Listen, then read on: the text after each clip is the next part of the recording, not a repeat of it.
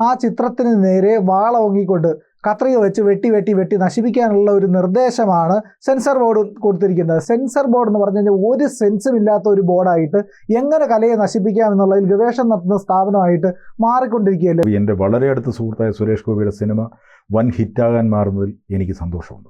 പക്ഷേ യാഥാർത്ഥ്യം എന്താണ്? ജാനകി എന്ന പേര് മാറ്റണം. ഫെഫ്കയും അമ്മയും പ്രൊഡ്യൂസേഴ്സ് അസോസിയേഷൻ ചേർന്ന് ട്രിവാൻഡ്രത്ത് സെൻസർ ബോർഡ് ഓഫീസിന് മുമ്പിൽ വലിയൊരു സമര കോലാഹലം നടത്തി. കെ മുരളീധരൻ വന്നു, ബിനോയ് വിശ്വം വന്നു. ആ സിനിമയുടെ പിന്നണിയിലോ മുന്നണിയിലോ പ്രവർത്തിച്ച ആരും വന്നില്ല. അവിടെയാണ് ജനങ്ങൾക്ക് സംശയം വരുന്നത്. വിധിച്ച ജഡ്ജിയെക്കുറിച്ച് കുറ്റം പറയാൻ പാടില്ല. കോടതി മുറിയിൽ ഒരു അഡ്വക്കേറ്റ് ചോദിക്കുകയാണ്, ഒരു ചെറുപ്പക്കാരിയായ പെൺകുട്ടിയോട് നീ പോൺ വീഡിയോ കാണാറുണ്ട്? സാർ, അങ്ങനെ തകരുന്ന ഒരു കമ്മ്യൂണൽ ഹാർമണി ആണെങ്കിൽ അത് തകരട്ടെ എന്ന് വെക്കണം. പക്ഷേ ആ വിധിന്യായത്തിൽ പറഞ്ഞിരിക്കുന്ന കാര്യങ്ങൾ എത്രത്തോളം ശരിയാണ് എന്ന് ഈ സമൂഹത്തിൽ ജീവിക്കുന്ന ഒരു പൗരൻ എന്നുള്ള നിലയ്ക്ക് എനിക്ക് സംശയമുണ്ട്. ഒരിക്കലും വിട്ടുകൊടുക്കരുത്.